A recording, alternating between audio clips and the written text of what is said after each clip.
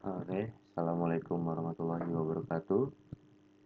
Nama saya Hafiz Harusali Falana dari Prodi Teknologi Akses Internet. NPM saya 2375842. Di sini saya akan mempresentasikan hasil proposal saya yaitu untuk proyek optimalisasi infrastruktur WiFi pada area laboratorium tanah dan pangan di Politeknik Negeri Lampung. Oke, next. Yang pertama, latar belakang. Jaringan nirkabel atau Wi-Fi menjadi kebutuhan utama dalam mendukung aktivitas akademik, riset, dan administrasi di lingkungan Politeknik Negeri Lampung atau Polinela. Namun, kualitas konektivitas di beberapa titik, terutama di area laboratorium seperti laboratorium tanah dan pangan, masih sering mengalami kendala seperti sinyal lemah, gangguan intervensi, dan noise yang tinggi. Melalui kegiatan ini atau praktikum ini, mahasiswa diberikan kesempatan untuk menganalisis kualitas jaringan kabel dan mengidentifikasi permasalahan di lapangan, serta merancang solusi perbaikan agar jaringan wifi di kampus, khususnya di area laboratorium tanah dan pangan, dapat berjalan optimal. Yang kedua ada tujuan kegiatan. Tujuan kegiatan di sini yang pertama untuk mengukur parameter sinyal kabel menggunakan metode RSSI, noise floor, dan SNR. Yang kedua, melakukan survei dan analisis kualitas jaringan WiFi di beberapa titik lokasi kampus Polinela. Yang ketiga, merencanakan penempatan akses point atau IP yang optimal berdasarkan data lapangan. Dan terakhir, keempat, memberikan rekomendasi teknis untuk peningkatan kualitas jaringan kabel. Nah, selanjutnya ada lokasi survei. Di sini saya objek dari survei saya yaitu pada gedung lab tanah dan lab lapangan pada lantai 1 dan lantai 2. Pada lantai 1 yaitu terdapat ada satu akses point. Di sini ada akses pointnya.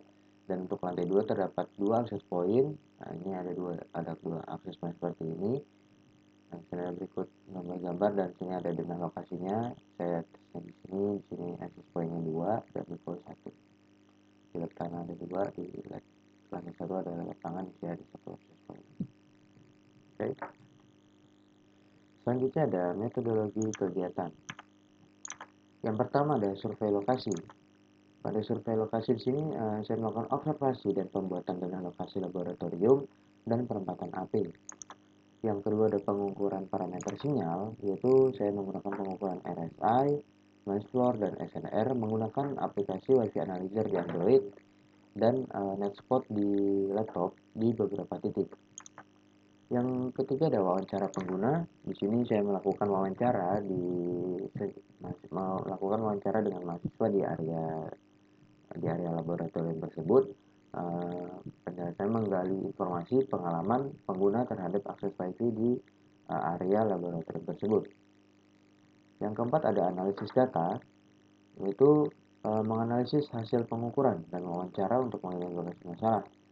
Yang kelima ada penyusunan rekomendasi. Nah, di sini saya melakukan perancangan rekomendasi perbaikan untuk penempatan akses point dan pengaturan jaringan lain-lainnya untuk optimalisasi WiFi pada area laboratorium. Yang terakhir ada dokumentasi. Di sini saya mengambil foto dan video kegiatan sebagai bukti pelaksanaan. Oke, lanjut. Nah, di sini ada hasil pengukuran dan interpretasi. Di sini yang pertama adalah laboratorium tanah.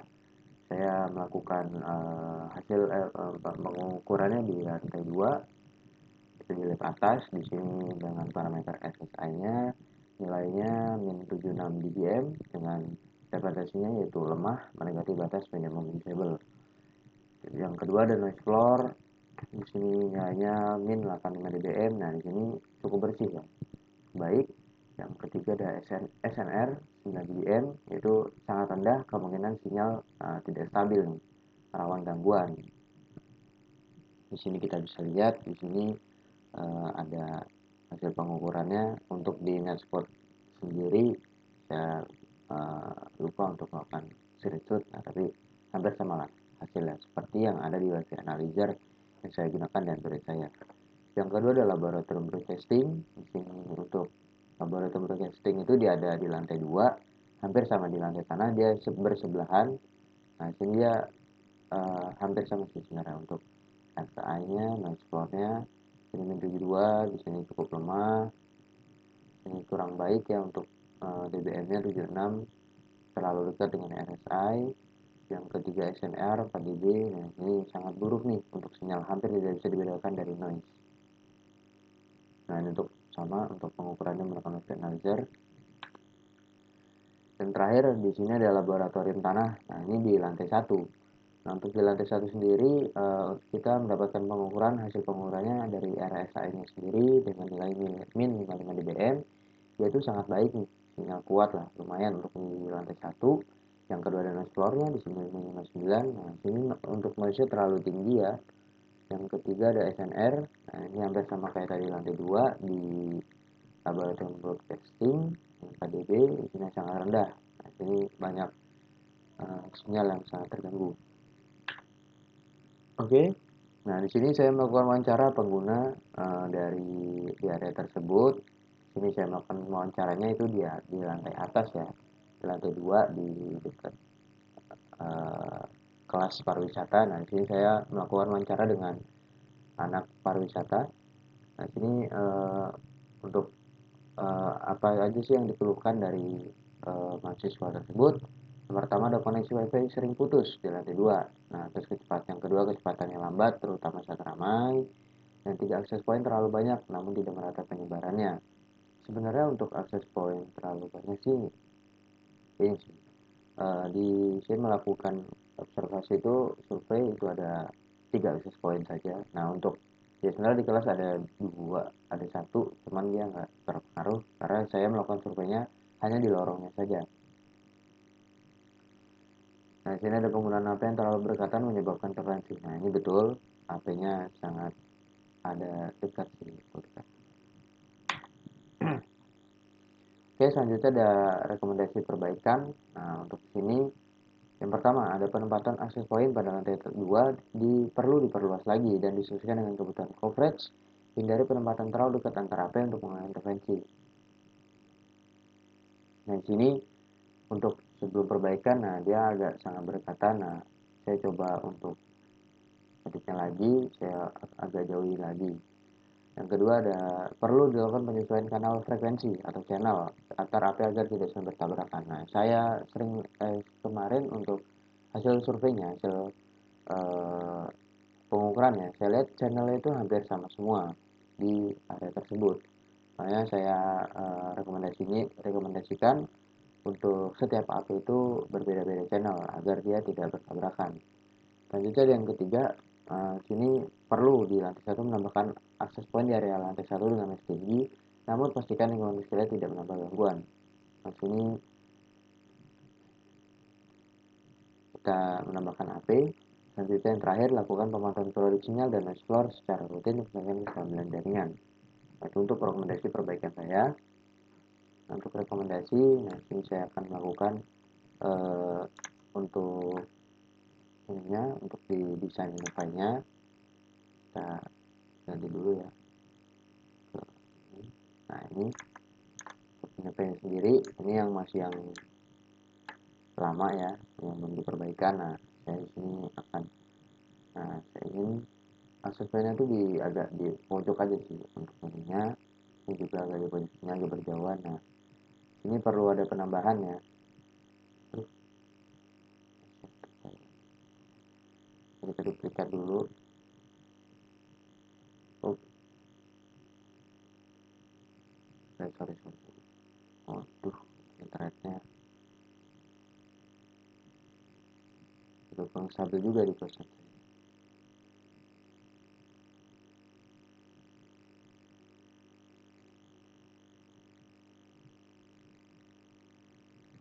Oke,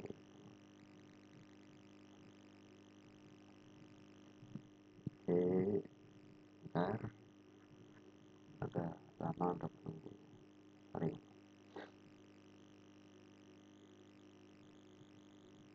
Oke, lanjut ya. Nah, sini kita akan mendesainnya. Kita ditaruh sini aja ya untuk akses pointnya. Kita buat untuk di atas ini ya. Ini kan dia di wall, dia di samping. Kita buat di atas. Buat sebelah sini. saya akan menambahkan juga.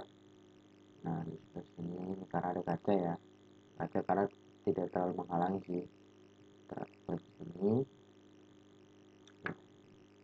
sudah untuk access point kita 3. Oke. Nah untuk di lantai ini untuk lantai 2 ya di sini. Nah, selanjutnya untuk lantai 1.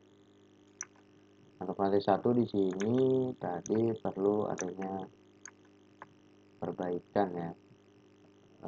Di lantai 1 di sini menambahkan access point satu lagi untuk noise yang terlalu tinggi. Nah, kita agak jauhin sebentar sebelah sini. Nah, kita tambah.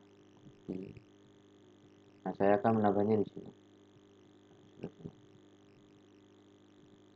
Ini untuk mendapatkan noise tinggi aja sih, karena ke tembok ya, kita buat ke tembok. Kita buat wall, kita buat aja. Oke. Nah ini untuk rekomendasi dari saya. Nah sini kan dia tidak terlalu berdekatan. Nah sini juga ada pembatas dari kaca, jadi dia tidak langsung sini ya, agar tidak melakukan interferensi ya. Bisa. Oke. Oke, selanjutnya kita balik ke slide kita lagi. Oke. Selanjutnya, nah sini untuk rencana jadwal pelaksanaan, yang pertama kegiatan pertama pengadaan perangkat material itu di minggu pertama.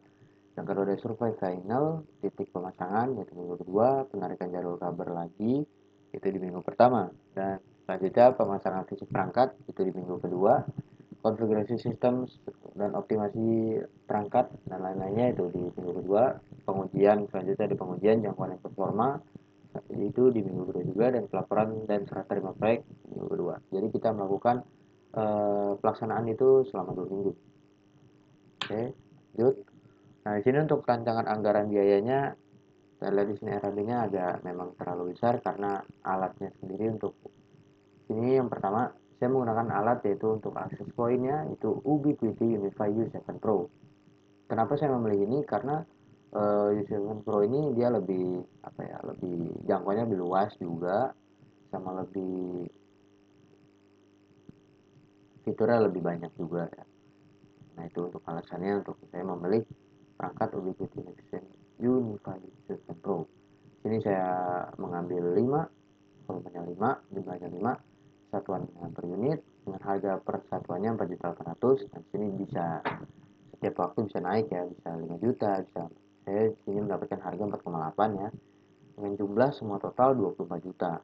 Yang kedua ada kabel UTP dengan saya menggunakan Cat 6 agar lebih cepat dengan estimasinya 20 meter per titik.